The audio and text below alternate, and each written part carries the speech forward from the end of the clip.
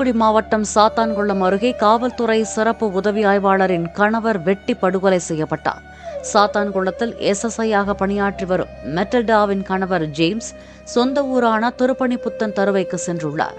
அங்கு ஜேக்கப் என்பவருடன் ஏற்கனவே நிலவி வரும் நிலப்பிரச்சினை தொடர்பாக வாக்குவாதம் ஏற்பட்டதாக கூறப்படுகிறது. இதில் ஜேம்ஸை ஜேக்கப் அரிவாளால் சரமாரியாக வெட்டிவிட்டு தப்பி ஓடியதாக கூறப்படுகிறது. கணவனின் உடலை பார்த்து எஸ்எஸ்ஐ மெட்டில்டா கதறி அழுதார்.